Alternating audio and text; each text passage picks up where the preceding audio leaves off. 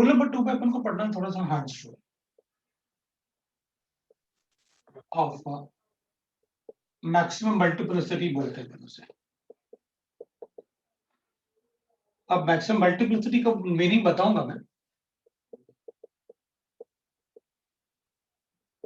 ठीक है ना, बट अभी अपन लिख लेते हैं that is hertz rule of maximum multiplicity, ऐसे लिख देते हैं अपन।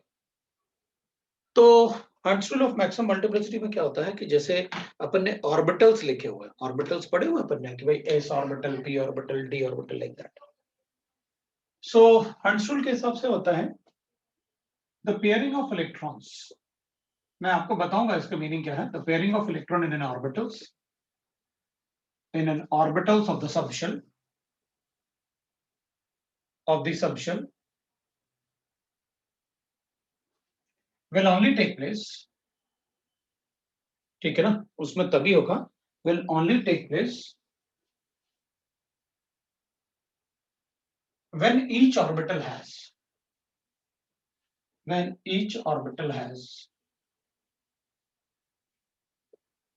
one unpaired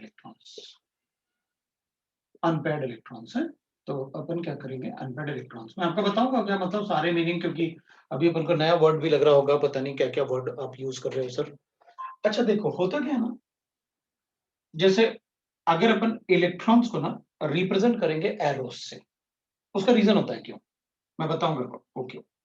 तो अगर अपन एक इलेक्ट्रॉन को ऐसे एरो से लिखते हैं, एक इलेक्ट्रॉन, एक एरो ऐसे भी लगा सकते हैं अपन, ऐसे भी एरो लगा सकते हैं। अगर अपन ऐसे एरो लिखेंगे तो this is called paired electron, और अगर अपन इसको ऐसे लिखें या ऐसे लिखें तो this is called unpaired electron. इसको कहते हैं अपन अनपेयर्ड इलेक्ट्रॉन, मतलब एक ही इलेक्ट्रॉन लिखेंगे तो उसको अनपेयर्ड इलेक्ट्रॉन बोलते हैं। इसके हिसाब से होता है जैसे एस ऑर्बिटल होता है, एस ऑर्बिटल में तो दो ही इलेक्ट्रॉन्स होते हैं, अपन को पता है भाई एस ऑर्बिटल में दो ही इलेक्ट्रॉन होते हैं, तो इट हैज 2 इलेक्ट्रॉन्स। अब नंबर ऑफ इलेक्ट्रॉन्स अपन को पता है, एक में पी ऑर्बिटल्स भी होते हैं, इसमें 2 इलेक्ट्रॉन होते हैं, इसमें ऑर्बिटल में 6 इलेक्ट्रॉन है ना। एक मिनट रुकना, तो अपन बात कर रहे थे भाई अनपेयर्ड इलेक्ट्रॉन। वो थोड़ा लेट ज्वाइन हुआ ना, नेटवर्क के प्रॉब्लम की वजह से। सार्थक म्यूट कर लो। हाँ सर। म्यूट कर ले, म्यूट कर ले सर वो रूल का नाम बताओ ना।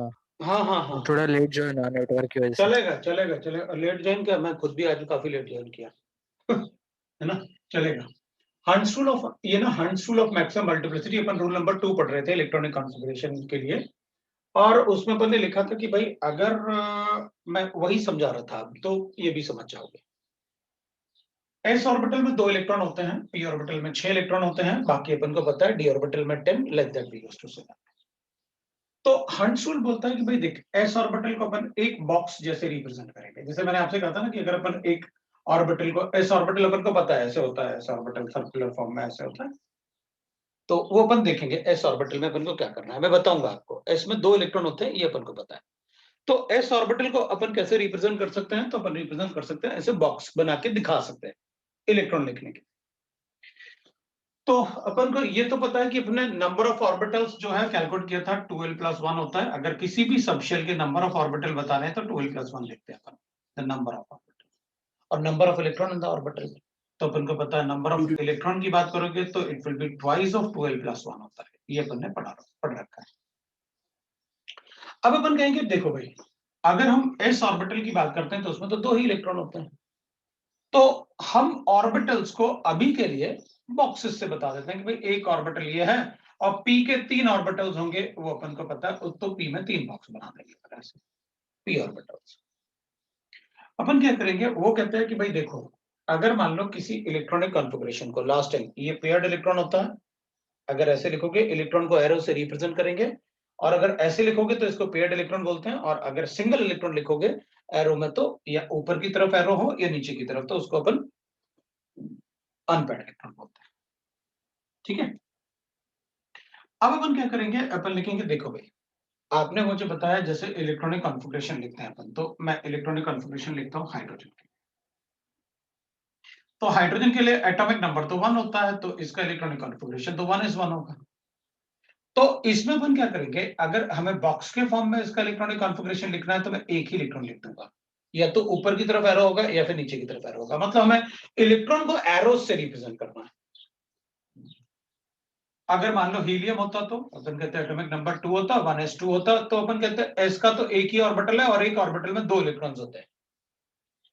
जब अपन दोनों इलेक्ट्रॉन लिखेंगे ना इसमें, तो दोनों इलेक्ट्रॉन अपन को लिखने जो पड़ेंगे ना दोनों इलेक्ट्रॉन, तो दोनों इलेक्ट्रॉन को अपन लिखेंगे इस तरीके से।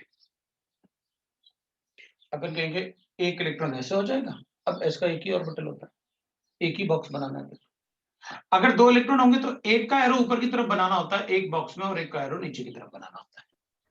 अगर मैं दोनों एक जैसे बना दूं तो क्या प्रॉब्लम है उसमें? अच्छा तो लग रहा है दोनों एरो एक ही तरफ, तो अपन कहेंगे वो गलत है। तो मतलब हर सबशेल पे हर ऑर्बिटल में सिर्फ 2 इलेक्ट्रॉन्स होते एक ऑर्बिटल में सिर्फ 2 ही इलेक्ट्रॉन हो सकते हैं,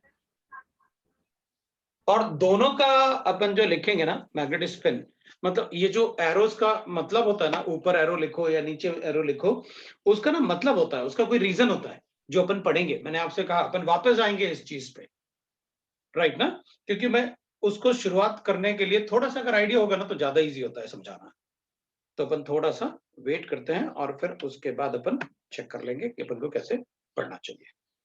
अब देखो अपन क्या करेंगे, अपन कहेंगे देख भाई, इसमें अगर एक बॉक्स में 2 इलेक्ट्रॉन लिखेंगे तो एक एरो को ऊपर की तरफ होना चाहिए, एक एरो को नीचे की तरफ होना चाहिए हमेशा। ऐसे नहीं लिखेंगे, ठीक है, आप कह रहे हो नहीं लिखना है तो नहीं लिखेंगे, लेकिन आप उसका रीजन बताओगे कि ऐसा क्यों करना होता है, ऐसा क्यों नहीं। बिल्कुल बताऊंगा ना रीजन। अपन क्या करेंगे, अब अपन लिखते हैं कि भाई अपन लिथियम की बात करते हैं, तो लिथियम में क्या होगा, ये सर 3 एक डाउट होता है। है। भाई तुम्हारी आवाज नहीं आ रही है, अगर किसी को कुछ पूछना है तो जोर से बोल के पूछेगा, नहीं तो चैट पे लिख दे, मैं चैट ऑन रखता हूँ हमेशा, ठीक है ना। तो आप चैट में लिख देना, मुझे दिखेगा, मैं चैट में बिल्कुल तुरंत बता दूंगा जिसका जो भी डाउट होगा। तो एस में 2 इलेक्ट्रॉन आते हैं, अपन ने 2 इलेक्ट्रॉन लिखा और उसके बाद पी लिखा, अपन को 2s लिखना पड़ेगा, तो 2s1 हो जाएगा, जैसे लास्ट टाइम अपन ने सीखा।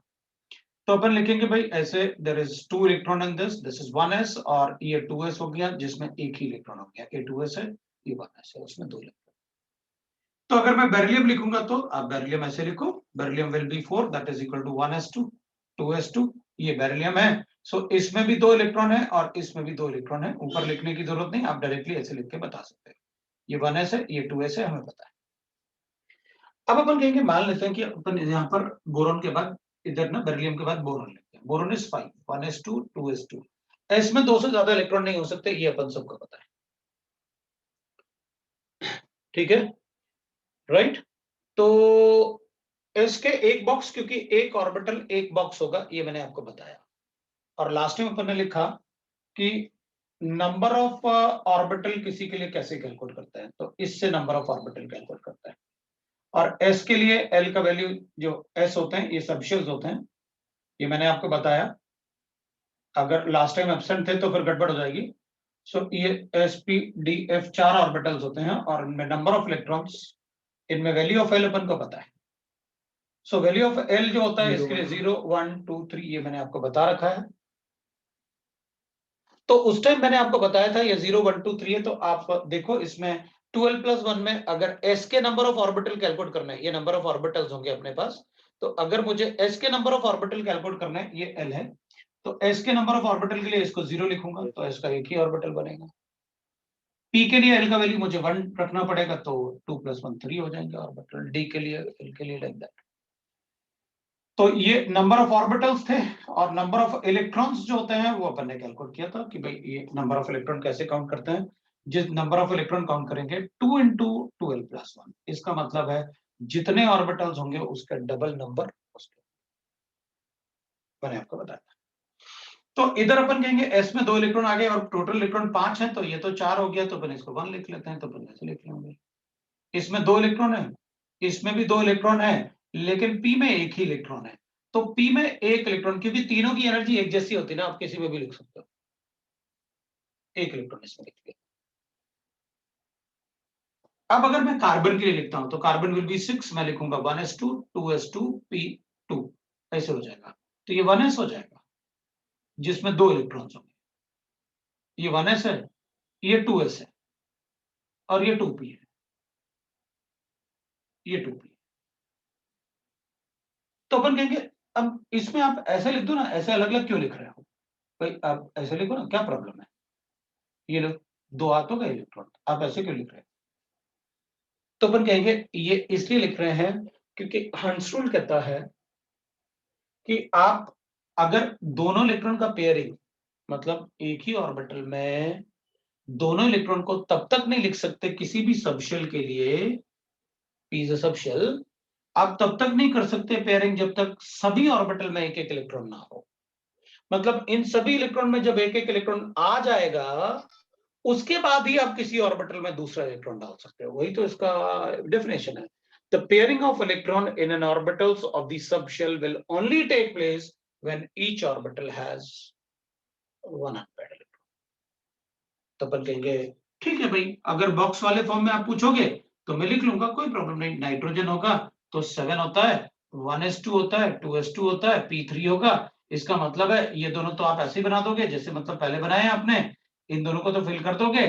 इसके लिए मुझे ऐसे बनाना है, एक एक इलेक्ट्रॉन रखने होंगे।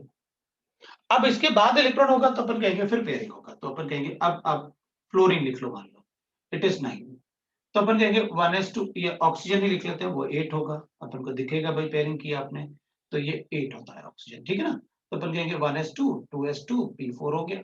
तो अपन कहेंगे अच्छा अब मैं पेयरिंग शुरू कर सकता हूं जब, क्योंकि इसका तो एक ही इलेक्ट्रॉन ऑर्बिटल होता है लेकिन p के 3 ऑर्बिटल होते हैं।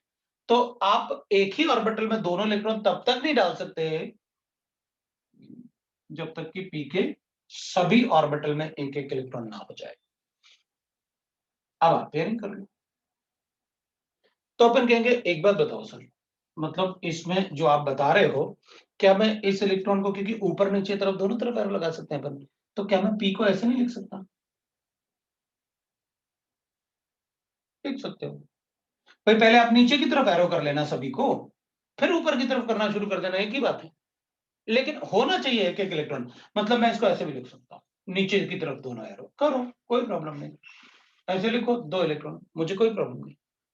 मतलब जब पेयरिंग करोगे तब तो आप ऐसे कर दोगे ना, लेकिन भाई यहां से एक आप नीचे की तरफ पहले फिल कर लो ऐसे, 1 2 3 और फिर उसके बाद 4। तो अपन कहेंगे एक बात बताओ सर, इसी में इलेक्ट्रॉन डालना है या किसी में भी रख सकते हैं इलेक्ट्रॉन को, या पहले मतलब ऐसे कुछ करना है कि इधर से जाओ तो पहला बॉक्स जो आएगा उसी में डालना है? नहीं, किसी भी सब शेल में ना p के 3 ऑर्बिटल है ना, सबका एनर्जी एक जैसा होता है। अगर सबका एनर्जी एक जैसा होता है तो आप किसी में भी इलेक्ट्रॉन डाल सकते हैं, कोई फर्क नहीं। मतलब आप इस इलेक्ट्रॉन को यहां लिखोगे तब भी अपन को कोई फर्क नहीं पड़ता, वो सही है आंसर। क्योंकि तीनों का एनर्जी एक जैसा है तो ऑब्वियस सी बात है, आप किसी में भी रख सकते हो, एनर्जी तो एक जैसा, तो अपन कहीं भी रख सकते हैं। तो इसको एक इसमें और एक इसमें रख लूं, हाँ रख लो, बस आप ऐसे नहीं करना, ऐसे नहीं करना। मतलब अगर आपने ऊपर की तरफ एरो किया है तो सब में एक एक इलेक्ट्रॉन ऊपर की तरफ एरो वाला ही रखना, या आपने नीचे की तरफ शुरू किया है तो सब में फिर नीचे की तरफ ही रखना पहले, जब तक कि एक एक इलेक्ट्रॉन ना आ जाए। ऐसे नहीं करना कि अच्छा 3 इलेक्ट्रॉन है, 2 को ऊपर बनाते हैं, 1 को नीचे बनाते हैं, गलत, वो नहीं होगा। अगर एक एक इलेक्ट्रॉन आप तीनों नीचे की तरफ बनाओ, कोई प्रॉब्लम नहीं है अपन को, लेकिन आप ऐसे नहीं करना कि 2 ऊपर बना दिया 1 नीचे बना दिया, गलत। वैसे नहीं कर सकते अपन, ये नहीं कर सकते, ये गलत है, ये नहीं कर सकते। तो हमें तो रूल्स से मतलब था ना, रूल्स में आप ये बोल रहे हो कि अच्छा भाई ठीक है, मेरे पास अगर डी में 5 इलेक्ट्रॉन इलेक्ट्रॉनिक कॉन्फ़िगरेशन अपन को लिखना आता है। अगर अपन डी में इलेक्ट्रॉन लिखते हैं ऐसे, तो अगर D5 है तो अपन ऐसे कर लेंगे, डी के तो 5 ऑर्बिटल होते हैं, जैसे पी के 3 ऑर्बिटल होते हैं, अभी लिखा तो है आपने नंबर ऑफ ऑर्बिटल, डी का तो एल का वैल्यू 2 लास्ट में आपने बताया था कि आप बताओगे कैसे। और अगर D6 है तो ठीक है, 5 ऑर्बिटल होते हैं, सो 1 2 3 4 5 और 1 ये 6।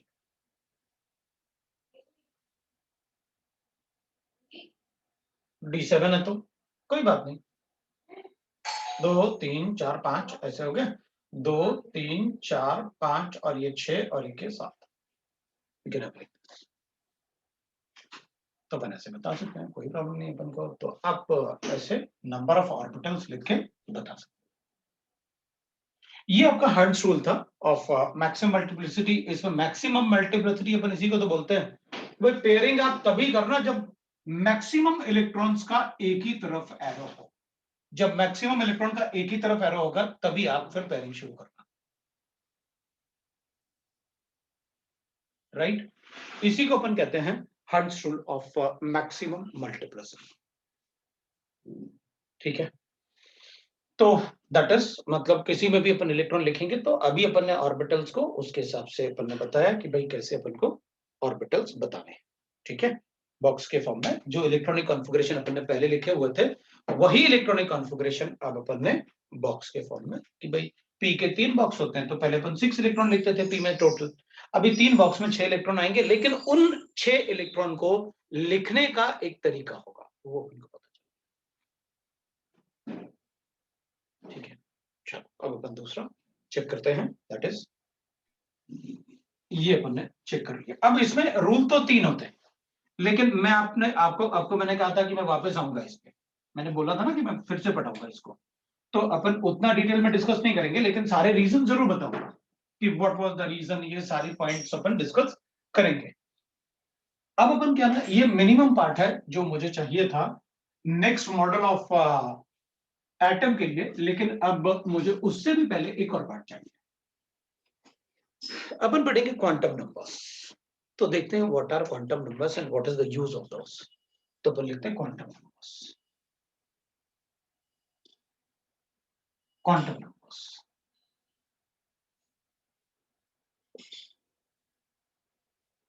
है ना।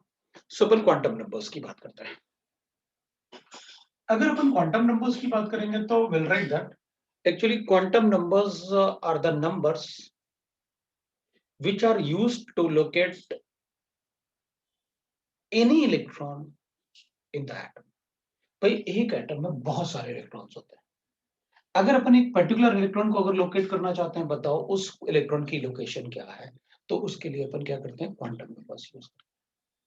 ये बिल्कुल वैसे ही है कि तुम्हारे सामने एक ग्लोब रख दिया जाए जिस पर मैप है, पूरा वर्ल्ड का मैप, और तुमसे कहा जाए कि बताओ भाई जहां आप रहते हो उस स्ट्रीट पे अपना फिंगर रखो,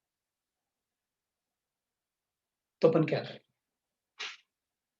बिल्कुल वैसे ही क्वांटम नंबर्स काम करते हैं कि हर एक क्वांटम नंबर्स में, क्योंकि एटम में शेल्स होते हैं, शेल्स में सब शेल्स होते हैं, सब शेल में फिर सब शेल्स होते हैं, और उसमें भी अपन को इलेक्ट्रॉन की, क्योंकि सब शेल्स तो ऑर्बिटल्स होते हैं, और उसमें अपन इलेक्ट्रॉन को डाल सकते हैं कि किस इलेक्ट्रॉन की अपन बात करें, राइट।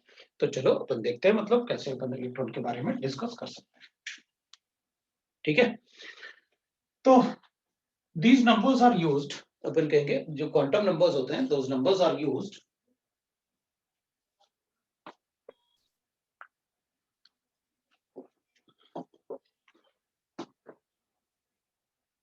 जो क्वांटम नंबर्स होंगे these numbers are used to locate the electron in an atom, the electron in an atom, electron in an atom, ठीक है। there are 4 quantum numbers, 4 quantum numbers पढ़ने वाले हैं। there are 4 quantum numbers, ठीक है। ये quantum number को Q number से अपन डिनोट कर लेते हैं, n, और अपन ऐसे लिख लेते हैं 4 क्वांटम नंबर्स को। एक होता है that is principal quantum number, जिसे अपन n से डिनोट करेंगे। एक होता है that is angular quantum number, और एजीमुथल भी बोल सकते हैं अपन उसे, एंगुलर और azimuthal quantum number, azimuthal quantum number जिसको अपन ना L से डिनोट करेंगे। एक होता है magnetic quantum number, third one that will say that is a magnetic quantum number. Magnetic quantum number को अपन m से डिनोट करेंगे और एक लास्ट होता है स्पिन क्वांटम नंबर, उसको अपन s से डिनोट करेंगे। स्पिन क्वांटम नंबर उसको अपन s से डिनोट करेंगे। So these are the quantum numbers और ये उनके नोटेशंस हैं। ठीक है, अब अपन शुरू करते हैं प्रिंसिपल क्वांटम नंबर से। अपन एक एक पार्ट को समझते हैं कि प्रिंसिपल क्वांटम नंबर क्या होता है, बाकी क्वांटम नंबर्स क्या होते हैं वो देखते हैं, राइट? कि भाई what is principal quantum number, what is others ना क्वांटम नंबर्स। तो प्रिंसिपल क्वांटम नंबर को अपन n से डिनोट करेंगे और इसमें से अपन एक और पार्ट लिखेंगे, that is the first three quantum numbers. Quantum numbers sir angular और एजीम्यूथल mu लिखा मैंने है, एजीम्यूथल क्वांटम MUTHAL है, एजीम्यूथल क्वांटम नंबर बोलते हैं, ठीक है? एंगुलर और एजीम्यूथल क्वांटम नंबर। सो देखते हैं अपन क्या लिख सकते हैं। तो फर्स्ट थ्री क्वांटम नंबर, जो पहले तीन क्वांटम नंबर्स है ना, three quantum numbers n, l and m are derived by solving Schrodinger equation।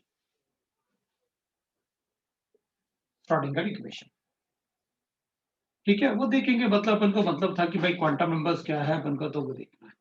And the fourth one जो s होता है वो हमें रिक्वायर्ड होता है इलेक्ट्रॉन को सिग्निफाई करने के लिए। Fourth one required to specify the spin of electrons on its own axis। Specify the spin of electron on its own axis,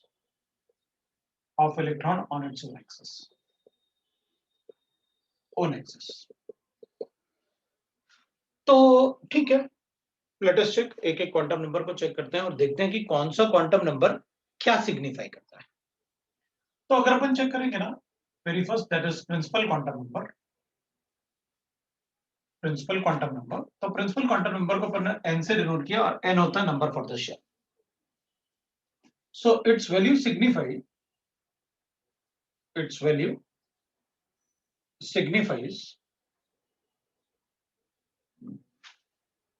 signifies the shell in which the electron is present,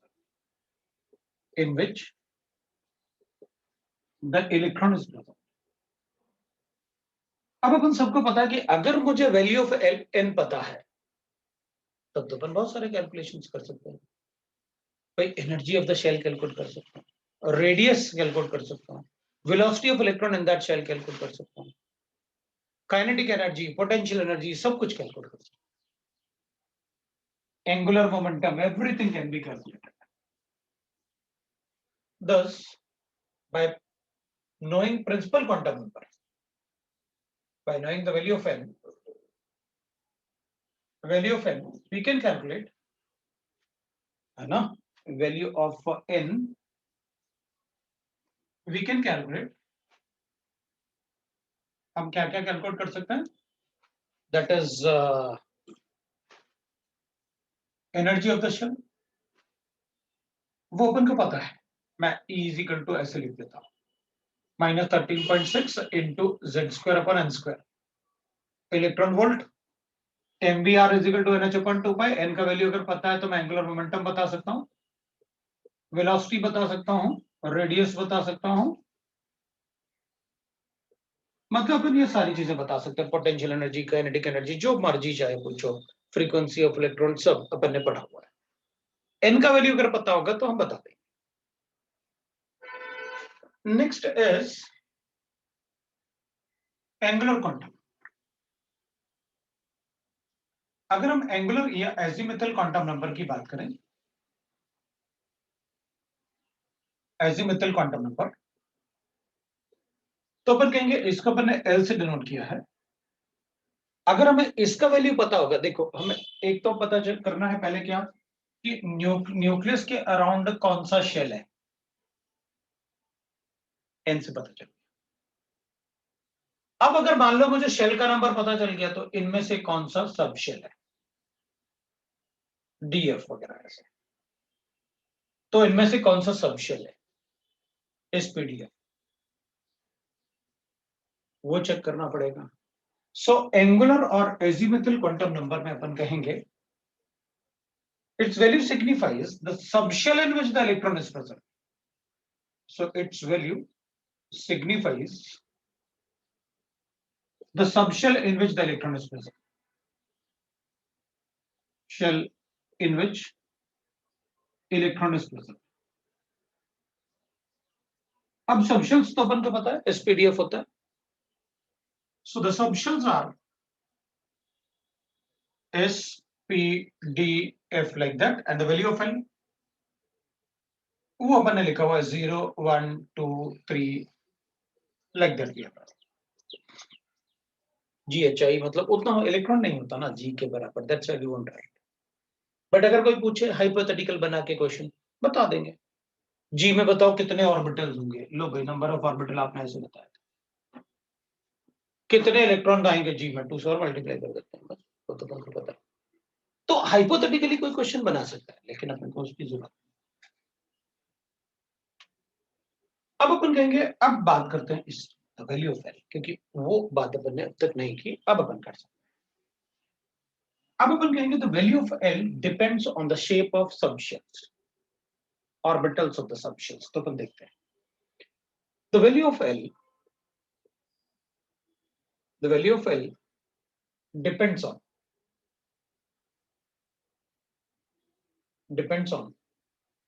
the shape of orbital of subshell, or the shape of orbital of the subshell। तो वो ना orbital के shape पे depend करता है। अब orbital में क्या, एस का तो एक ही ऑर्बिटल होता है, पी के 3 ऑर्बिटल होते हैं, डी के 5 ऑर्बिटल्स होते हैं, वी नो दैट। तो विल राइट दैट, जैसे अपन बात करेंगे एंगुलर एजिमुथल क्वांटम नंबर की, तो पहले अपन शेप्स ऑफ ऑर्बिटल, ये तो अपन को पता चल गया कि इसका वैल्यू क्या सिग्निफाई करेगा। तो now let us write the shapes of orbital.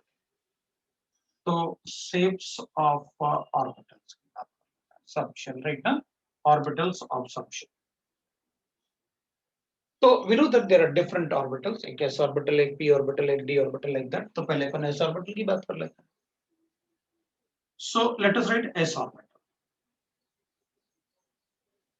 S orbital का शेप, अब क्योंकि मैं तुम्हें दिखा तो नहीं सकता कि भाई देखो ऐसे होता है, मैं तो सिर्फ बता सकता हूँ कि यार एस ऑर्बिटल ऐसे होता है, हमें उसको यूज करके पढ़ लेना है कि ठीक है अगर ऐसे होता है तो मैं आपको, मतलब हम उसमें याद ही रख सकते हैं और क्या, क्योंकि मैं आपको एटम तो दिखा नहीं सकता, तो otherwise I would have told you कि भाई हाँ ऐसे होता है, लेकिन एटम में एस ऑर्बिटल कैसे होता है वो देख लेते हैं। तो ये जो होता है स्फेरिकल और सिमेट्रिकल होता है। So it has spherical and symmetrical shape and symmetrical shape. So it is spherical and symmetrical in shape. That will be spherical and it will be symmetrical in shape. तो spherical और symmetrical का मतलब क्या, अब अपन कहेंगे spherical का मतलब ये कि ये फुटबॉल जैसे दिखता है, ये फुटबॉल जैसे दिखता है। अगर फुटबॉल जैसे दिखेगा तो अपन कहेंगे उससे हम क्या कर सकते हैं, तो अपन कहेंगे देखो अगर ये फुटबॉल जैसे दिखता है तो उस फुटबॉल में, क्योंकि एस ऑर्बिटल में 2 इलेक्ट्रॉन्स होते हैं, भी know that S orbital has 2 electrons, spherical है बिल्कुल स्फीयर जैसे है, सिमेट्रिकल है तो बोल रहे हैं ना अपन की फुटबॉल जैसे सिमेट्रिकल है, एक जैसा दिखेगा सभी तरफ से। बट इसमें मैं मतलब लिखूंगा अगर इसमें इलेक्ट्रॉन कहीं भी हो सकता है कि भाई इट इज लाइक दैट कि एक फुटबॉल के अंदर 2 फ्लाइज को छोड़ देते हैं, 2 मक्खियों को छोड़ देते हैं, तो जो मक्खियों का बिहेवियर होगा एक तरीके से वही बिहेवियर इलेक्ट्रॉन्स का भी होगा। It is spherical, it is symmetrical, और वो उस फुटबॉल में कहीं भी हो सकता है, लेकिन अगर हमको डिसाइड करना है कि वो कहां होंगे, तो अपन कहेंगे सर उनकी मैक्सिमम प्रोबेबिलिटी सेंटर में होगी। मैक्सिमम प्रोबेबिलिटी सेंटर में क्यों? तो अपन कहेंगे मैक्सिमम प्रोबेबिलिटी सेंटर में इसलिए होगी बिकॉज अगर वो फ्लाइज जो आप बोल रहे हो वो अगर वॉल्स के पास जाएगा तो वहां टकराएगा, तो वहां होने के चांसेस बहुत कम है। मैं ये नहीं बोल रहा कि हो नहीं सकता, हो सकता है, वहां होने के चांसेस बहुत कम है, इसलिए वो इलेक्ट्रॉन मैक्सिमम प्रोबेबिलिटी जो होगी वो सेंटर में होगी। इलेक्ट्रॉन की मैक्सिमम प्रोबेबिलिटी जो होगी वो सेंटर में होगी। तो अपन कहेंगे अगर वो इलेक्ट्रॉन मैक्सिमम प्रोबेबिलिटी, क्योंकि अपन को ना आजकल मतलब अब हम इतने सोफिस्टिकेटेड इंस्ट्रूमेंट आ गए हैं कि एस ऑर्बिटल का जो क्लाउड, इलेक्ट्रॉन का cloud, density of the cloud, probable density of cloud, वो अपन देख सकते हैं स्क्रीन पे। अपन बहुत माइन्यूट चीजें देख लेते हैं। तो अपन कहेंगे इसमें 2 इलेक्ट्रॉन तो है, लेकिन मैं ये नहीं बता सकता कि उस फुटबॉल में along which axis the electrons are present, क्योंकि उसमें एक्सेस तो होंगे, क्योंकि अभी फुटबॉल अगर स्पेरिकल शेप में, अगर मान लो फुटबॉल स्पेरिकल है तो अपन तो ये भी नहीं बता सकते कि उसमें एक्स वाई जेड एक्सेस कौन से, हम तो ये भी नहीं बता सकते। हमें कोई एक एक्सेस चूज करना पड़ेगा, क्योंकि किसी भी स्फीयर में अपन ये नहीं बोल सकते नहीं नहीं वो ऐसे वाला ही जेड होगा और ऐसे वाला एक्स होगा, नहीं बता सकते। हम तो अपनी तरफ से चूज कर लेंगे कि यार एक कोई हम चूज कर लेते हैं, और जो हम चूज करते हैं वो हमेशा जेड होता है जनरली। तो अपन कहेंगे ठीक है, अगर मान लेते हैं कि ये जेड एक्सिस है, ये एक्स एक्सिस है, तो इसको अपन वाई एक्सिस ले, ये वाई एक्सिस है। अपन सबको पता है कि भाई आप क्या कर रहे हो, एक जेड एक्सिस ऐसे अज्यूम कर रहे हो, आपने वाई एक्सिस ऐसे अज्यूम कर लिया, ये जेड अज्यूम कर लिया, और ऐसे आपने एक्स ले लिया। ये दोनों एक ही प्लेन में है, मतलब ऐसे हैं, और जेड जो है वो ऐसे और ऐसे हो जाएगा, जेड एक्सिस ऐसे और ऐसे हो जाएगा Z axis, it will be. तो इसको अगर अपन ऐसे देखें तो इसको ऐसे कर लेते हैं भाई, तो अपन सभी आपस में, इन सभी के बीच में जो बॉन्ड एंगल होता है वो 90 डिग्री होता है, ये अपन को पहले से पता है, एक्स वाई जेड एक्सिस। तो अपन कहेंगे ये स्पेरिकल शेप है and this is how the axis is. थोड़ा सा स्पेस छोड़ देते हैं और फिर अपन पी की बात करते हैं। हमें ये पता चल गया ये स्पेरिकल है और सिमेट्रिकल है, लेकिन अभी आपने इसकी बात नहीं की, करूंगा एक कंपैरिजन के लिए पी और बना लेते हैं, फिर अपन को कंपैरिजन करके पता चलेगा कि हाँ ठीक है, दिस वाज द रीजन जिसकी वजह से आप हमेशा ऐसे वो नंबर्स लिख देते हो 0 1 2 3। अगर अपन पी ऑर्बिटल की बात करेंगे तो पी ऑर्बिटल्स में, तो अपन कहेंगे पी ऑर्बिटल्स जो होंगे they will be dumbbell shape and there are 3 P orbitals, और 3 पी ऑर्बिटल्स। वो तो अपन को पहले से पता है भाई पी ऑर्बिटल्स 3 होते हैं, पी ऑर्बिटल्स, पी ऑर्बिटल्स जो होते हैं वो 3 होते हैं, और उन ऑर्बिटल्स को अपन ऐसे बता भी सकते हैं कि एक पी ऑर्बिटल पी एक्स लिख लेंगे, मतलब एक्स एक्सिस के अलोंग, एक पी वाई लिख लेता हूं और एक पी जेड लिख लेता हूं, पी जेड जेड एक्सिस के। So p x p y and p z, there are 3 orbital along each axis. तो चलो देखते हैं कैसे। अगर मान लेते हैं अपन कि अपने पास ये एक्स एक्सिस है, ये वाई एक्सिस, इसको वाई ले लेते हैं, और एक्स और वाई एक दूसरे से परपेंडिकुलर तो होंगे, और ये एक्सिस,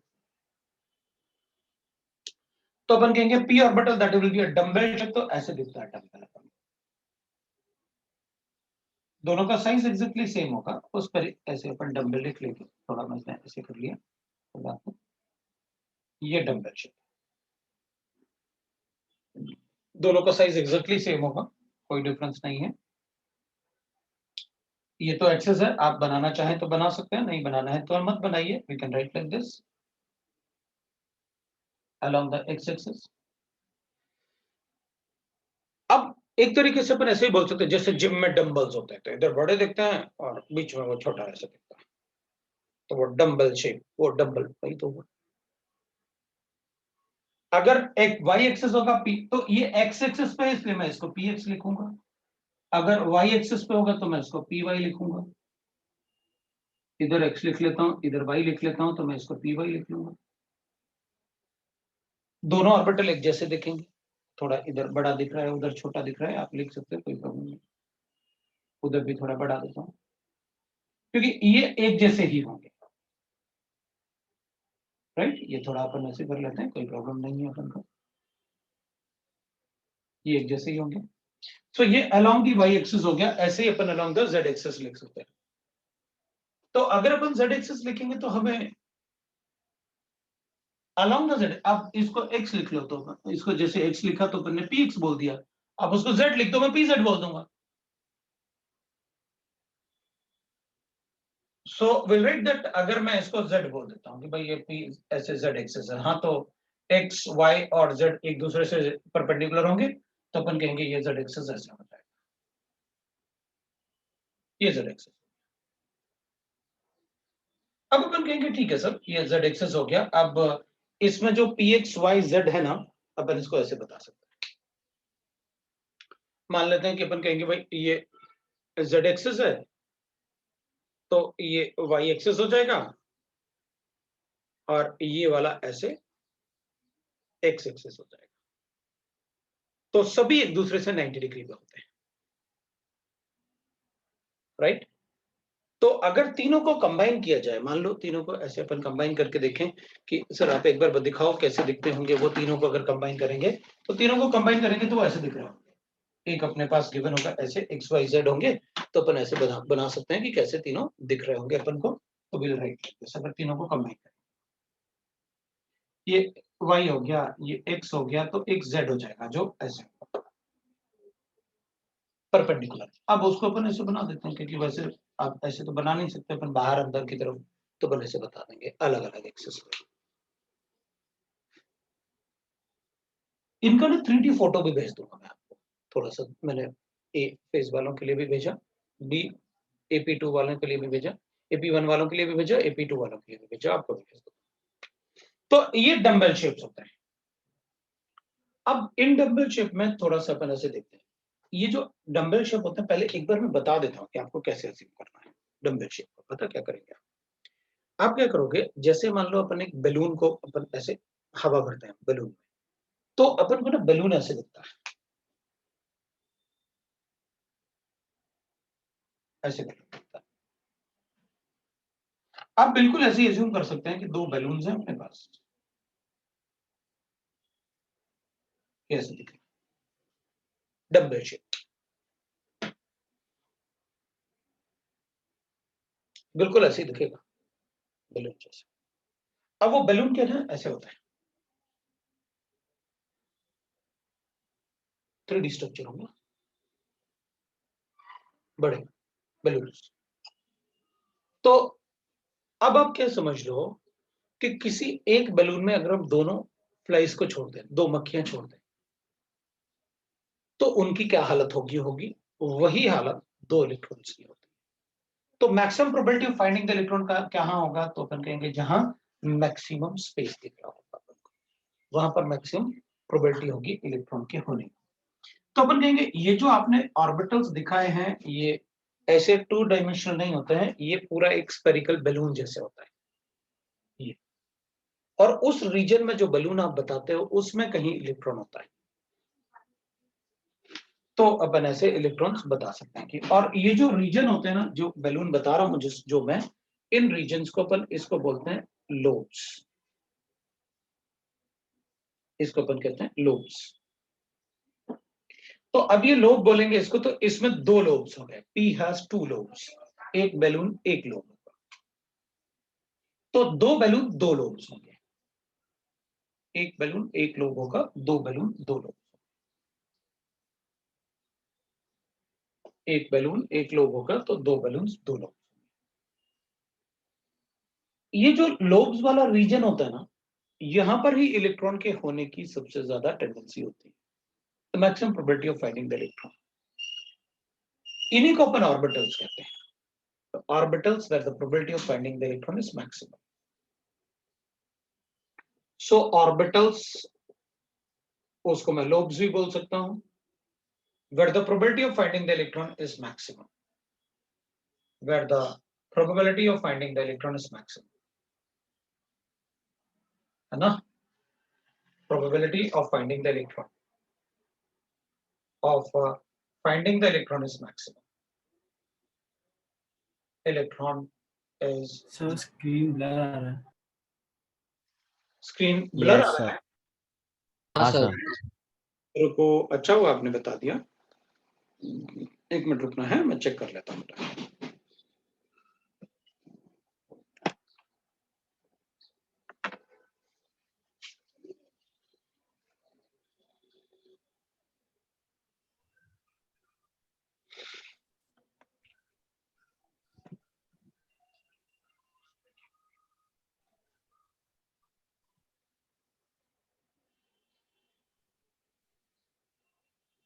अब बताओ। अभी भी सर अभी भी ब्लर यस सर। सर अभी भी आ रहा है। अभी भी ब्लर है। तो अपन क्या करेंगे, ये वो रीजन है where the probability of finding the electron is maximum। अच्छा, यहां पर भी एक रीजन होगा जहां पर probability of finding the electron is minimum होगा। वो reason where the probability of finding the electron is minimum is called, अपन उसको बोलते हैं नोड। और ये वाला पॉइंट जो होता है तो अपन इसको बोलते हैं where the probability of finding the electron is minimum, that is called nodes। तो नोड वो जगह होती है where the probability of finding the electron is either it will write as 0 or negligible। so nodes वो जगह होते हैं, nodes where probability of finding the electron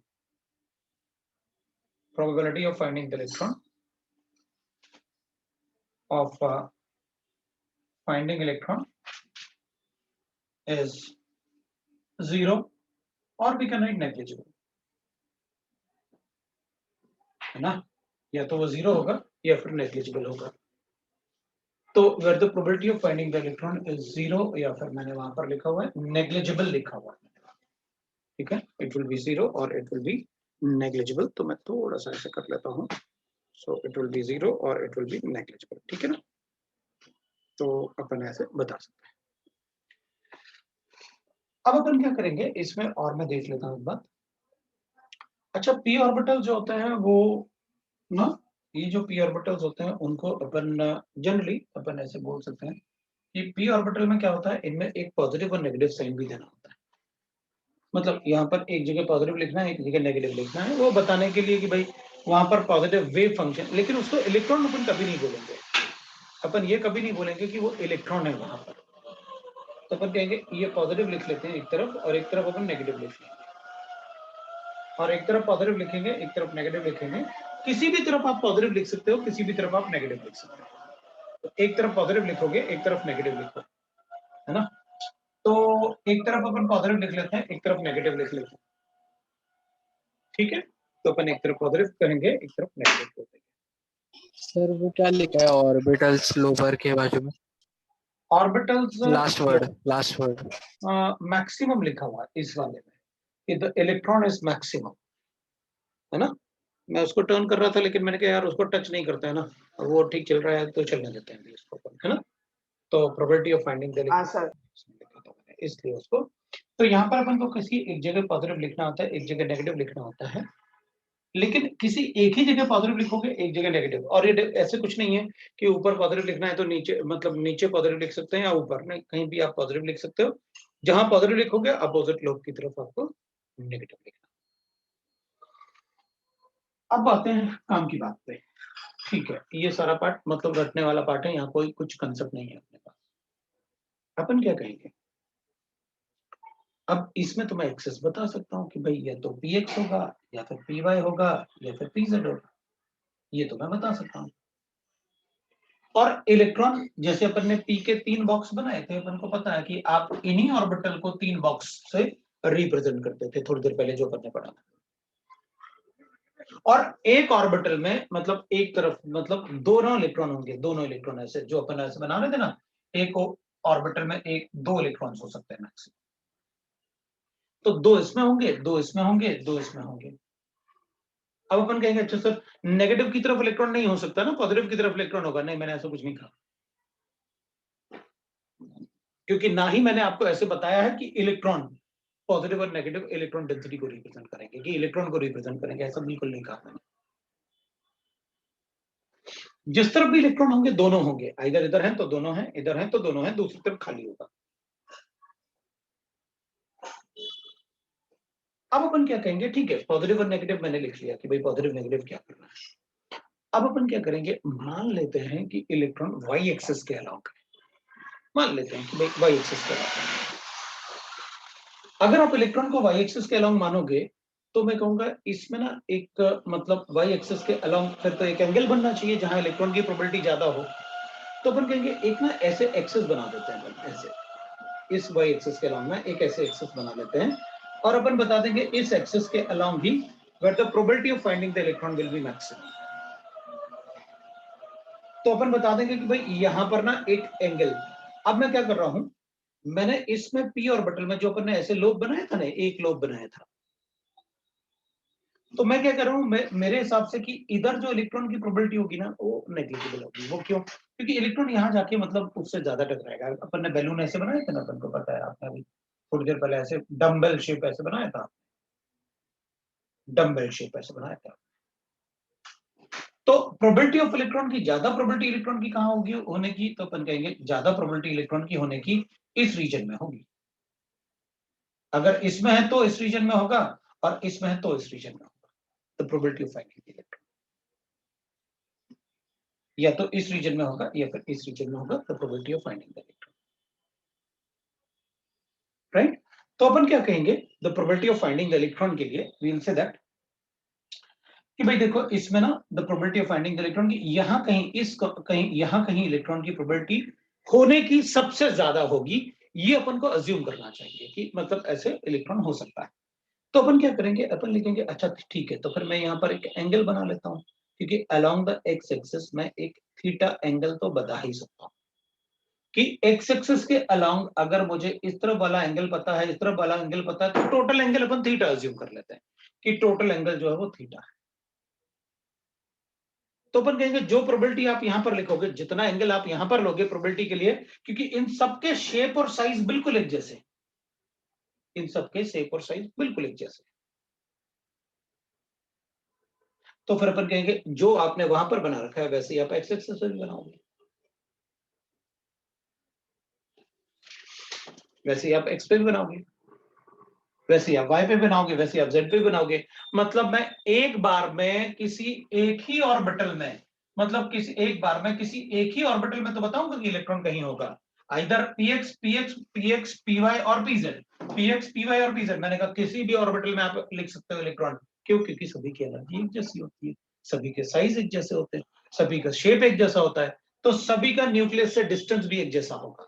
अभी तो अपन सिर्फ शेप पढ़ रहे हैं, अपन कोई एटम की बात नहीं कर रहे, अपन सिर्फ शेप ऑफ ऑर्बिटल की बात कर रहे हैं, कोई एटम की बात नहीं कर रहे। मैं आपको बताऊंगा, मतलब मैं क्या कर रहा हूं, मेरा जो मैं पढ़ा रहा हूं आपको एक बार बता दे, तुम्हारे दिमाग में रहे, और नहीं भी रहेगा तब भी ठीक है। देखो 1 2 3 मुझे 3 स्टेप करने हैं एटॉमिक स्ट्रक्चर को अब खत्म करने के लिए। मैं आपको इलेक्ट्रॉनिक कॉन्फ़िगरेशन वाला स्टेप कर चुका हूं, मैं आपको क्वांटम नंबर वाला स्टेप कर रहा हूं, अब मैं इस पे आऊंगा, क्योंकि इस स्टेप में ये इंक्लूड है और ये इंक्लूड है, मतलब आप वापस ये सब पे जाने वाले हो। आप मुझे हर एक का रीजन बताओगे, जो नहीं भी बताया होगा उसका भी रीजन बताओगे, क्योंकि आप यहां से वापस शुरू करने वाले हो। तो अगर किसी ने मिस किया होगा तो उसे कोई प्रॉब्लम नहीं होगा, वापस मतलब देख लेगा, अच्छा ऐसे करना होता है, कोई बात नहीं, मैं कर लूंगा। तो अपन क्या करेंगे, अपन इसको हटाते हैं, चला देंगे। तो मेरा मतलब ये था, ठीक है भाई, अगर एक्स एक्सिस के अलोंग इलेक्ट्रॉन है तो उसमें भी एक थीटा तो आएगा ना, मतलब एक एंगल तो आएगा ना, एक एंगुलर वैल्यू तो आएगी ना, एक एंगुलर वैल्यू तो आएगी ना, राइट, एक एंगुलर वैल्यू तो आएगी ना, लेकिन एक बार में एक ही एक्सिस पे इलेक्ट्रॉन देखना पड़ेगा मुझे, आइदर px या फिर py या फिर pz। तो थीटा का p के लिए एक ही वैल्यू आएगा और वो सब में सेम होगा, चाहे आप px पे ले लो, चाहे आप py पे ले लो या pz पे ले लो, क्योंकि इन सभी के साइज एक जैसे होंगे, इन सभी के शेप एक जैसे होंगे। तो सिंस एक बार में मुझे एक ही एक्सिस पे इलेक्ट्रॉन को फाइंड आउट करना है, इसलिए मैं value of angular momentum, value of angular quantum number, उसका वैल्यू 1 लिखूंगा, बिकॉज मुझे एक बार में एक ही एक्सिस पे इलेक्ट्रॉन को ढूंढना है। तो फिर इसके लिए भी बताओ ना क्या होगा। तो अपन कहेंगे ये तो स्फेरिकल शेप है, इसमें कोई एक्सिस के अलावा बनता ही नहीं है, इसका कोई एक्सिस नहीं होता, it is spherical in shape. तो अगर कोई एक्सिस नहीं होता तो फिर मैं इसमें किसी एक्सिस के अलोंग बता ही नहीं सकता कि किस एक्सिस के अलोंग इलेक्ट्रॉन होगा, तो पॉसिबल ही नहीं है। अगर मैं ये नहीं बता सकता कि किस एक्सिस के अलोंग इलेक्ट्रॉन होगा, तो फिर एंगुलर थीटा का वैल्यू 0 होगा, थीटा के लिए इसमें कोई वैल्यू नहीं आने वाली। सो अपन लिखेंगे since we are not able to predict, we are not able to predict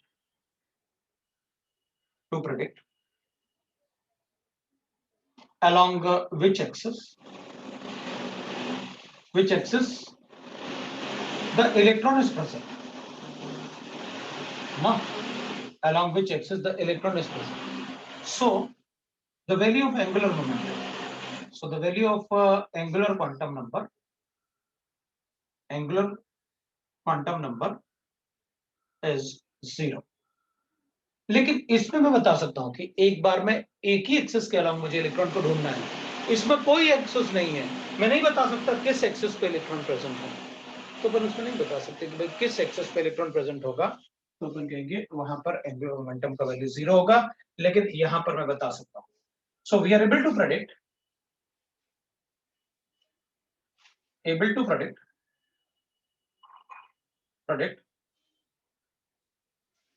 that electron can be present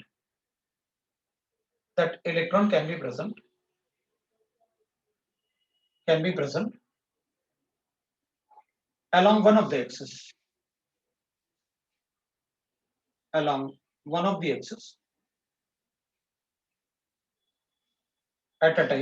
at one time, either on px or py or pz. So the value of angular quantum number, that is angular quantum number theta, angular quantum number, that is, we'll write that theta जो होता है is equal to 1. तो किसी एक axis के अलावा अपन बता सकते हैं कि इलेक्ट्रॉन प्रेजेंट होगा, तो इसका मतलब है कि डी में मुझे 2 एक्सिस के अलावा ढूंढना पड़ेगा, एफ में मुझे 3 एक्सिस के अलावा ढूंढना पड़ेगा, फिर जी में मुझे 4 इलेक्ट्रॉन के एक्सिस के अलावा ढूंढना पड़ेगा। बिल्कुल ये अपन को करना है। तो अपन कहेंगे ठीक है, देख लेते हैं। तो अब अपन चेक करेंगे सर ये प्लस माइनस क्या है वो सर लोब में? बेटा, वो प्लस माइनस अब जो पी का ऑर्बिटल बनता है ना, मतलब मैं बताना तो चाहता था कि भाई वेव मैकेनिकल मॉडल, जो अगला मॉडल अपन को पढ़ना है उसको अपन कहते हैं वेव मैकेनिकल मॉडल। तो एक्चुअल में क्या होता है कि जैसे अपन जब कोई वेव बनाते हैं ना, जैसे अपन को पता है जब अपन कोई वेवलेंथ बनाते हैं ना, ऐसे वेवलेंथ, तो जनरली अपन क्या कहते हैं, इधर पॉजिटिव चार्ज, इधर नेगेटिव चार्ज, इधर पॉजिटिव चार्ज, इधर नेगेटिव चार्ज, अपन ऐसे बनाते हैं ना वेव में, इधर पॉजिटिव, इधर नेगेटिव, इधर पॉजिटिव, इधर नेगेटिव, ऐसे, है ना, पॉजिटिव नेगेटिव बनाते हैं। Yes, sir. अब अपन क्या कहेंगे कि देख, बाद में मैं वेव मैकेनिकल मॉडल में बताता आपको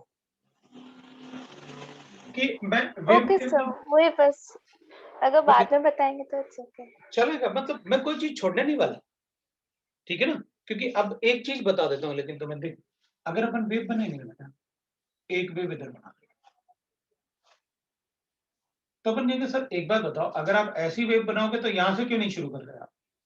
ये भी तो अच्छा लग रहा है। और ये न्यूक्लियस से एक डायरेक्शन में बताया, दूसरे डायरेक्शन में भी बताओ, और दूसरे डायरेक्शन में इधर से शुरू कर रहे हैं। अगर यहां से शुरू करते तो अपन कहते हैं यहां से शुरू कर लेते हैं। अब ना देखो, बाकी पार्ट भूल जाते हैं,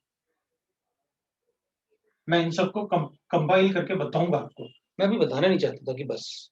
अच्छा देखो, अब एक वेव बना, सर वो y का क्या लिखा है? वाई का कहां पर है भाई? y के सेकंड लाइन में सर, वो राइट साइड में लिखा है ना सर, राइट, एकदम राइट में। अच्छा एक मिनट में बना देता हूँ। अच्छा देख, इधर अगर पॉजिटिव लिखोगे तो इधर नेगेटिव लिखना पड़ेगा बेटा, इस वेव के लिए, इस वाले के लिए। और अगर इसके लिए इधर पॉजिटिव लिखोगे तो इधर नेगेटिव लिखोगे, इस वाले के लिए, डैश वाले लिखोगे ना। अब तुम इसको ऑब्जर्व करो तो ये एक पी जैसे दिख रहा है ना, पी ऑर्बिटल। Yes sir. इसको अपन वेव मैकेनिकल मॉडल बोलेंगे बाद में, मैं आपको इसमें वेव मैकेनिकल मॉडल बोलूंगा। चलो इधर बात कर रहे थे ना वाई एक्सिस पे, ये वाई में जो था ना इधर, ये तो वाई एक्सिस था, वहां से अपन ने सेंटेंस लिखा था, we are able to predict, मतलब इसमें ना पी ऑर्बिटल्स में, in p orbitals we are able to predict that electron can be present, we are able to predict that electron can be present along one of the axes, either px, py or pz. So electron can be present along one of the axes at one time, या तो px पे होगा, या py पे होगा, या pz पे होगा. So the value of angular quantum number, the theta, वो एक ही वैल्यू आएगी अपने पास, is equal to 1, वो लिखा हमने, that is equal to 1, right? तो वो बताया था मैंने आपको,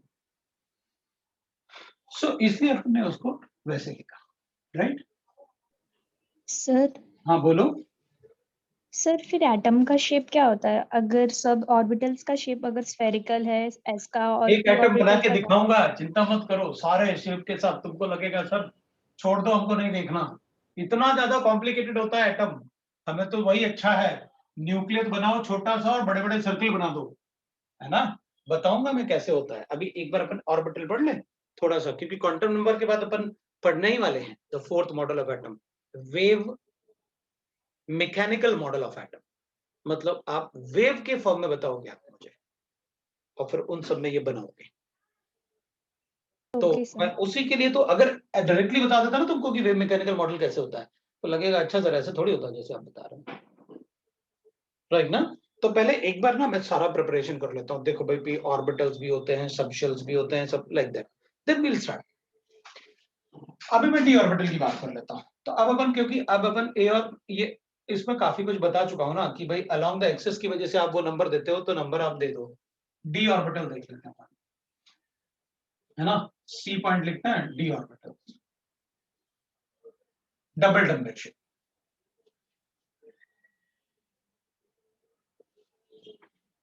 There are 5 d orbitals.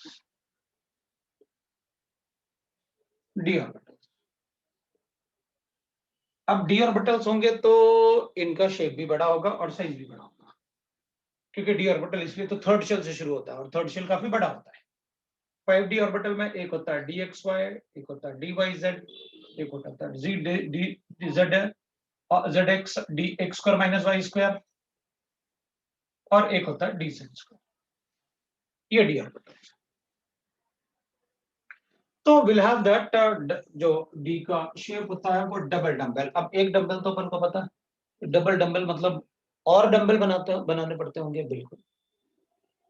और इसमें डी ऑर्बिटल में क्या होगा, डी ऑर्बिटल के 5, भाई एक्सिस तो 3 ही होते हैं, एक्स वाई जेड, अगर एक्सिस 3 ही होते हैं तो फिर डी के 10 electrons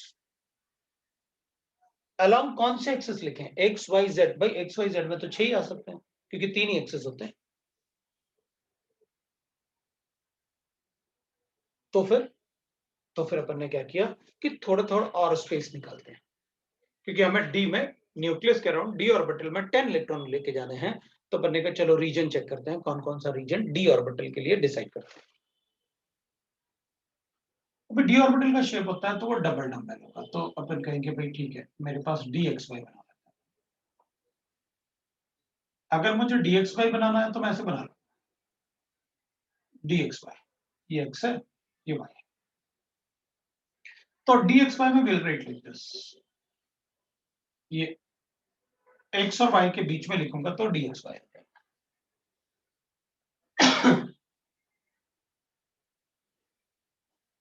this is D X. तो अगर मैं y और z के बीच में बनाऊंगा तो फिर dy z हो जाएगा, सभी का साइज एक जैसा होगा। तो अगर मैं z और x के बीच में बनाऊंगा तो अब z और x के बीच में बनाओ, ये z है ये x है, ले लो आप, तो अपन कहेंगे dzx हो जाएगा, दिस विल बी dzx, ये dzx हो जाएगा, ये dyz हो जाएगा, ऐसे बिटवीन द एक्सेस। और अगर मैं सपोज ऐसे बनाता हूं, दैट इज बिटवीन द, ये y है ये x है, तो अपन कहेंगे this will be on the axes, मैं इसको एक्सेस के ऊपर लिखूंगा, तो ये D X square minus Y square. आप अगर डी एक्स वाई को 45 डिग्री, अब पहले एक बार देख लेते हैं यार, रुको, मतलब कैसे बनाया पहले मैं बता देता हूं, और इनके मैं 3D स्ट्रक्चर भेजूंगा आपको, क्लास के बाद ही भेज दूंगा। देख अपन ऐसे कर लेते हैं, ब्लैक वाला y है, रेड वाला जो है वो x है, ठीक है, ऐसे x है, राइट। तो अपन इसी प्लेन में, जिस प्लेन में ये है ना एक्सेस, ये 2 डायमेंशनल प्लेन है, इधर एक बैलून बनाओ, इधर एक बैलून बनाओ, इधर एक बैलून बनाओ, इधर इधर से, और इधर एक बैलून बनाओ, ऐसे, मतलब एक बैलून इधर लगाया, एक बैलून इधर लगाया, इसी प्लेन में जिस प्लेन में ये दोनों है, 4 बैलून लगाए, एक आधा इधर, एक बैलून इधर, एक बैलून इधर, एक बैलून इधर, एक बैलून इधर, चारों, ऐसे 4 बैलून लगाए, तो क्या बन गया अपने पास, कोई भी बैलून ग्रीन वाले उसमें नहीं था, रेड वाले प्लेन में, जिस प्लेन में रेड वाला है ना, रेड वाला, उसी प्लेन में चारों बैलून रखे हुए हैं। जो ग्रीन वाला है वो तो z एक्सिस है, परपेंडिकुलर होगा ना उससे, तो जैसे अपन ने रेड और ब्लैक वाले के प्लेन में बनाए ना, अगर रेड और ग्रीन के प्लेन में बनाऊंगा तो इसको आपने z बोला था, इसको आपने x बोला था, तो अपन कहेंगे एक इधर बनेगा, एक इधर बनेगा, एक इधर बनेगा, और एक इधर बनेगा,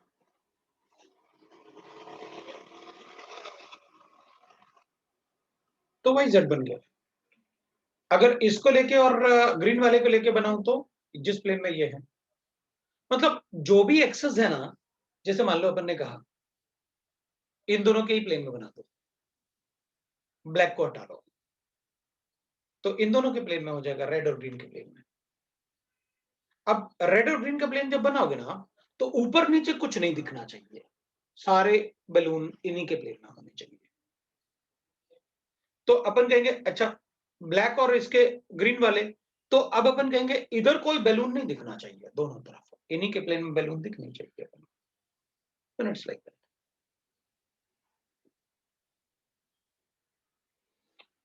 तो जैसे अपन ने एक्स और वाई बनाया ना, पहले वाला ये एक्स वाई बनाया ना, तो अपन ने एक्स वाई जो बनाया था वो बिटवीन द ये था। अब आप इन्हीं एक्स वाई को, अगर इन्हीं लोब्स को 45 डिग्री रोटेट कर दो, 45 डिग्री, इसको इधर ले आओ, ये इधर आ जाएगा, ये इस पे आ जाएगा, ये इस पे आ जाएगा। अगर आप 45 डिग्री रोटेट करेंगे तो you get this x square minus y square, मतलब x square minus y square is 45 degree to when rotated 45 degree to any side, we get dxy। आप 45 डिग्री रोटेट कर दो इसको किसी भी साइड में, मुझे ये मिल जाएगा, इसको रोटेट कर दो ये मिल जाएगा, कोई प्रॉब्लम नहीं। तो अगर D X Y Y Z Z X है तो बिटवीन द एक्सेस है, X square minus Y square है तो ऑन द एक्सेस है। हर एक डी में आपने 4 लोब्स बना रखे हैं, इट हैज 4 लोब्स। अपन इनको लोब्स बोलते हैं, these are called lobes, और इसको अपन बोलते हैं nodes, these are called the nodes। ये वाला पॉइंट। और अब इसमें अलोंग द एक्सेस बनाया मैं, आप एक्सेस बना भी रहने तो कोई फर्क नहीं पड़ता, मैं कॉपी में बनाऊंगा तो मैं भी ये एक्सेस बना रहने दूंगा, लेकिन मैंने उसको इसलिए हटाया कि मुझे पॉजिटिव नेगेटिव भी नहीं। Sir X square minus Y square वाला समझ में नहीं आया। X square minus Y square वाले को देख, जैसे वो वाला था ना, तो X square minus Y square को इधर एक बैलून, नीचे इस पे एक बैलून, ऐसे इसके अलोंग एक बैलून, इसके अलोंग एक बैलून, इसके अलोंग एक बैलून और इसके अलोंग एक बैलून, मतलब अब बैलून इन पे रखे हुए हैं जो ये बॉन्ड बने हुए हैं। एक्सिस पे मतलब 45 डिग्री शिफ्ट किया ना मैंने उसको, समझ में आया? हाँ सर, मतलब एक्सिस पे आ जाते हैं ना दोनों हाँ बंदे। हाँ वही लिखा मैंने। हाँ सर ठीक है। ठीक है, so dx square minus Y square on the axis, लिख भी दिया मैंने तो। अब अपन पॉजिटिव नेगेटिव की बात करते हैं, और अपन से क्वेश्चन में भी पूछते हैं पॉजिटिव नेगेटिव बताओ कैसे लिखोगे। इसमें पॉजिटिव नेगेटिव लिखने का तरीका P से अलग है, इसमें कोई पॉजिटिव नेगेटिव नहीं होगा, इसमें वेव बनता ही नहीं। अगर इसमें पॉजिटिव होंगे तो फिर दोनों अपोजिट पॉजिटिव होंगे, दोनों अपोजिट नेगेटिव होंगे। इसमें ऐसे नहीं होगा क्योंकि इसमें 2 लोब्स थोड़ी 4 लोब्स हैं, 4 लोब होंगे तो दोनों में अगर किसी में भी आप यहां पॉजिटिव लिखो, मैं यहां पॉजिटिव लिखूं, यहां नेगेटिव लिखूं,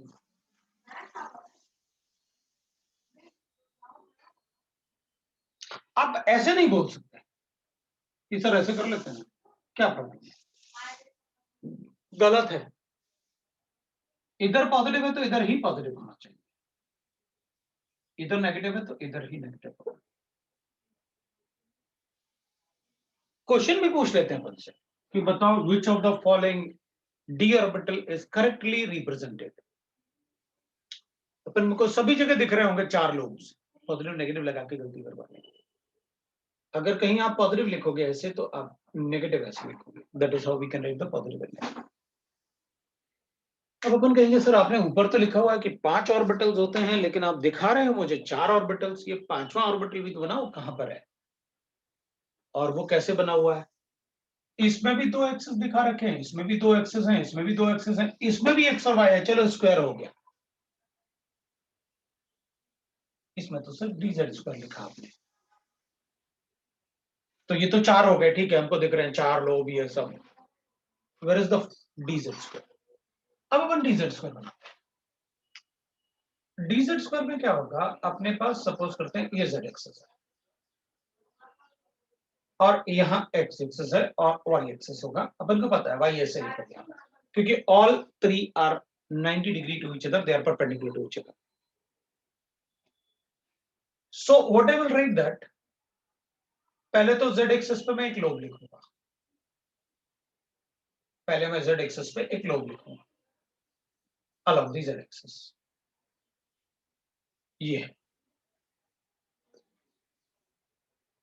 अब जो dz स्क्वायर होता है ना, ऐसा नहीं है कि अपन को एक और z बना दो स्क्वायर हो गया, चलो क्या फर्क पड़ता है, ऐसा नहीं। अपन क्या करेंगे, अपन कहेंगे फिर इसमें एक ऐसा ऑर्बिटल नहीं होता, इसमें ऑर्बिटल क्या होता है, वो ऐसे होता है, एक परपेंडिकुलर रिंग जैसे होता है,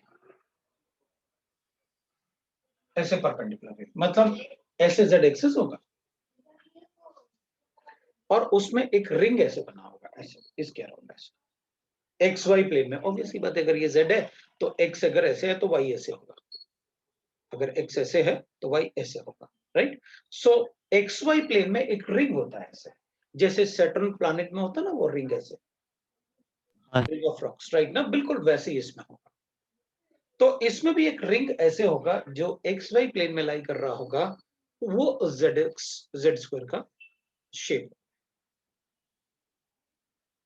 तो जेड स्क्वायर का शेप अलग होता है बाकी सब से, इसलिए मैंने उसको लास्ट में बनाया। बाकी सब में अपन को पता है कैसे करना है, उनमें 4 लोब्स है, लेकिन जेड स्क्वायर में 2 ही लोब्स है, एक रिंग होता है उसमें। तो the ring which is perpendicular to the z axis in the x y plane, तो ये जो रिंग होता है, ring is perpendicular to z axis in x y plane, वो एक्स वाई प्लेन में प्रेजेंट। ये जो रिंग है that is present in the x y ring होगा, that will be present in the x y plane perpendicular to the z axis. अब इसमें अगर अपन को पॉजिटिव लिखना है तो अपन कहेंगे देख भाई, रिंग में अपन लिखेंगे नेगेटिव हमेशा, इसमें फिक्स होता है। आप नेगेटिव हमेशा रिंग में लिखोगे और अपन से कहा जाता है कि आप पॉजिटिव हमेशा जेड में लिखोगे, ये कंसेप्ट। अब वो अपन मतलब इसलिए कि जब भी अपन बॉन्ड या कुछ भी अपन बॉन्ड की बात ही नहीं कर रहे हैं, क्योंकि ये पूरा केमिस्ट्री में चलेगा, पूरा लास्ट तक 12th क्लास तक। मुझे इन सब की जरूरत पड़ेगी, इसलिए आपको इतना टाइम लगा रहा हूँ, नहीं तो ये फूल पत्ती ऐसे ही नहीं बनाता हूँ। ठीक है ना, कि चलो खेलते हैं, ठीक है ना। इसकी अपन को पूरा केमिस्ट्री में जरूरत है, और इसलिए मैं बार बार आराम से आपको दिखा रहा हूँ कि देखो बेटा ऐसे बनेगा ये सारे, क्योंकि अपन को ये सब 12th तक चाहिए, राइट ना। तो सर वो लोब्स का वापस बताओ ना, लोब्स का मतलब वो 45 डिग्री से कैसे डिटरमाइन किया वो? नहीं नहीं, लोब्स का कौन सा 45 डिग्री से डिटरमाइन किया? सर मतलब वो dx y में कैसा है, dy भाई z में कैसा? एक बात बता, रुक रुक रुक रुक रुक रुक। ये लोब्स इसके हैं बिटवीन द एक्सेस हो गए, ये एक्स है, हाँ सर। ये वाई है, एक्स है। हाँ सर। बता एक्स वाई, वाई और एक्स में कितने डिग्री एंगल बनेगा अगर ये बिटवीन द एक्स वाई है तो? 45 डिग्री। चल इसको 45 डिग्री रोटेट कर देते हैं उसको, बता क्या बन जाएगा?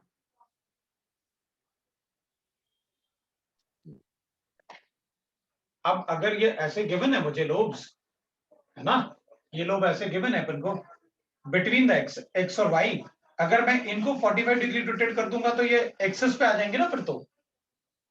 हाँ सर। तो अपन ने यही तो लिखा है कि अगर when rotated 45 degree we get what. अब ये ऐसे गिवन है अपन को, अगर मैं इसको 45 डिग्री रोटेट कर दूंगा तो क्या मिलेगा अपन को व्हेन रोटेटेड एट 45 डिग्री?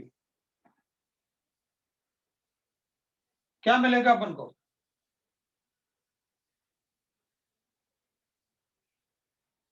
मिलेगा ना एक्स वाई।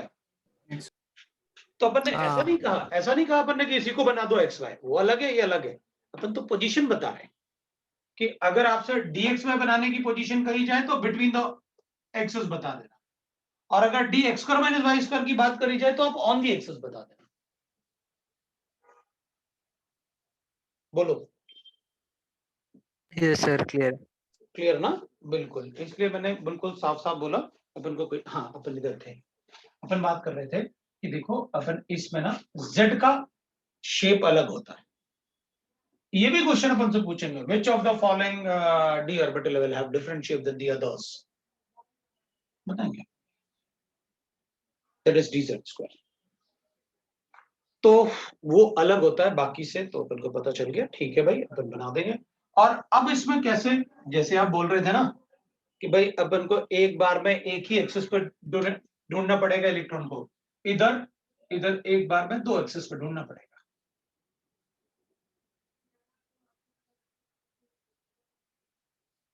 एक तो ये हो जाएगा और एक अलॉन्ग ये हो जाएगा, यहां भी तो हो जाएंगे।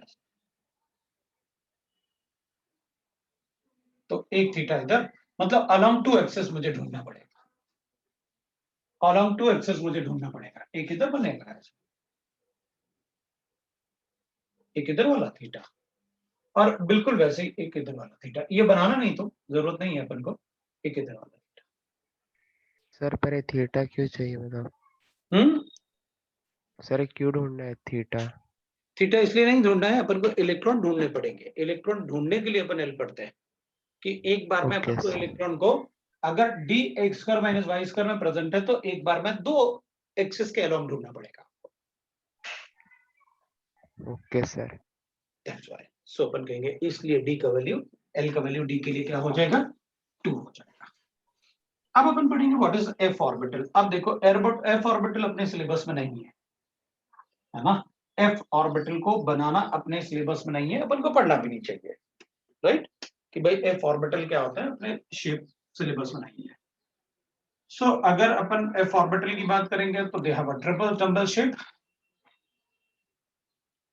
Dumbbell shape, and it has 7 orbital, है ना।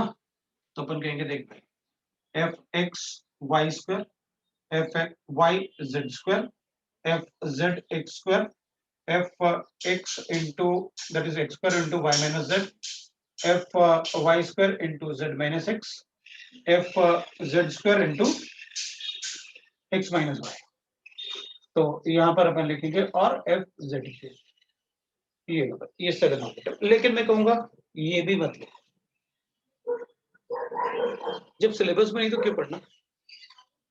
और ट्रिपल बाउंड डंबल में क्या हो जाएगा, अभी ये तो इतना ही, कम से कम ये तो पूरा मतलब ऐसे लगेगा जैसे फूल पत्ती वाला पार्ट पढ़ रहे हैं अपन, फ्लावर पढ़ रहे हैं।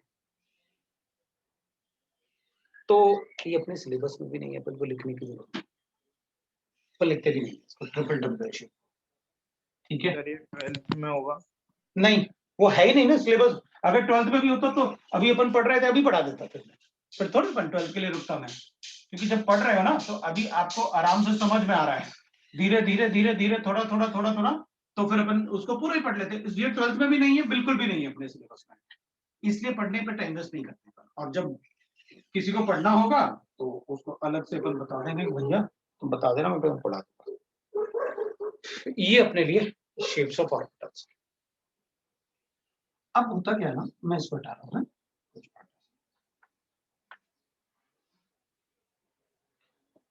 मैं इसको भी हटा रहा हूं।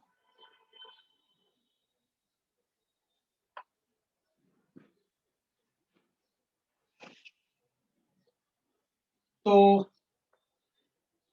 अब अपन पढ़ेंगे शेप ऑफ ऑर्बिटल के बाद थोड़ा सा पार्ट लिखेंगे अपन, और फिर उसके बाद अपन बात करते हैं कि भाई what is next quantum number, क्योंकि अभी तो अपन क्वांटम नंबर्स ही पढ़ रहे हैं भाई, है ना।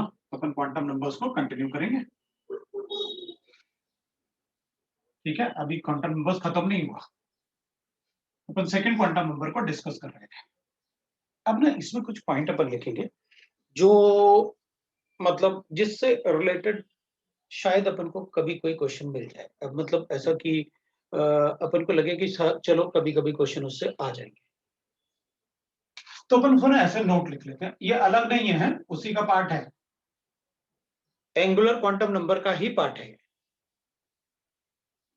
तो एक मैं पॉइंट्स को मैं डिस्कस कर लेता हूं ताकि अपन को यह पता रहे कि सर ने कुछ मुझे बताया था, वो कंटिन्यूएशन वाला पार्ट खत्म है। द एंगुलर मोमेंटम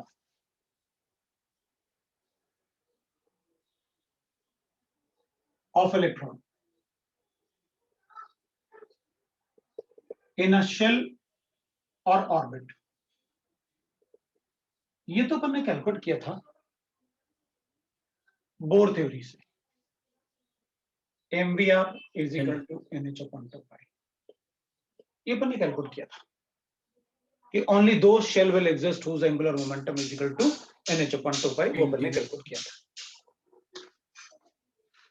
दूसरा लिखेंगे upon the angular momentum of electron in N orbital. अगर मुझे किसी ऑर्बिटल में कैलकुलेट करना है तो मैं ऐसे कैलकुलेट करूंगा, under root of L into L plus 1 into h by 2 pi, ऐसे कैलकुलेट करूंगा। वेयर L इज अपन को पता है, so therefore angular momentum of electron in s orbital, तो आप खुद ही कैलकुलेट कर सकते हो। Where L equal to 0 L equal to 1, L equal to 2, L equal to 3. This is for S, P, D, F. ये अपन को ऑलरेडी पता, बस हमें आप ये बता दो किस सबशेल में इलेक्ट्रॉन है, वहां सब्स्टिट्यूट करके उसका वैल्यू अपन कैलकुलेट करके बता दो। हाँ, कभी कभी ऐसे भी लिखा होता है कि इधर ना, here we can write,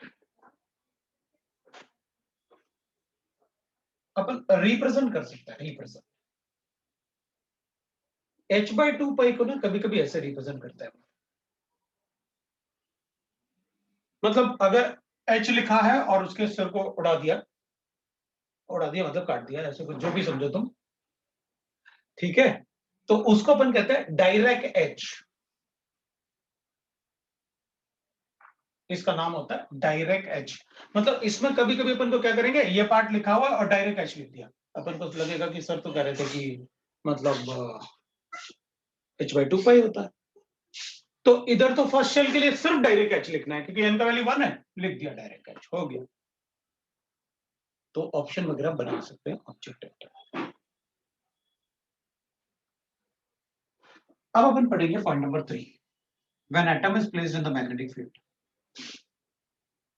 atom is placed in the magnetic field, देखते हैं क्या होता है मैग्नेटिक फील्ड। तब देखते हैं अपन क्या होता है। तो जब अपन एटम को किसी मैग्नेटिक फील्ड में रखेंगे ना, इसको अपन कहते हैं ज़ीमैन इफेक्ट। ये होता है ज़ीमैन इफेक्ट। अगर एटम को आप मैग्नेटिक फील्ड में पढ़ोगे तो इसको कहते हैं अपन ज़ीमैन इफेक्ट। तब देखते हैं अपन की क्या होगा ज़ीमैन इफेक्ट में। अब इसमें कैलकुलेशन की जरूरत नहीं थी अपन को, क्योंकि आप इसके लिए 0 लिख देते, सब कुछ 0 हो जाता है। Angular momentum of electron in the orbital होता ही नहीं होता, वो तो अपन को पता है क्योंकि स्फेरिकल होता है। अगर P में होता तो इसको 1 लिखते और √2 इंटू लिख लेते और सॉल्व भी कर लेते। D में होता तो अपन को पता है √6 आ जाता है। तो अब ज़ीमैन इफेक्ट की बात करता है। जब अपन किसी एटम को मैग्नेटिक फील्ड में रखते हैं तो जो ऑर्बिटल अपन बॉक्सेस बनाते हैं ना, then in the magnetic field,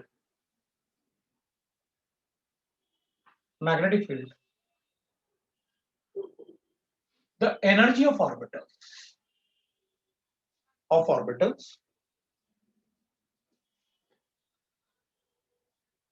also changes. मतलब अब तक अपन क्या पढ़ रहे थे कि सभी ऑर्बिटल की एनर्जी एक जैसी होती है। अब मैग्नेटिक फील्ड में अपन कह रहे हैं कि अलग अलग होगी।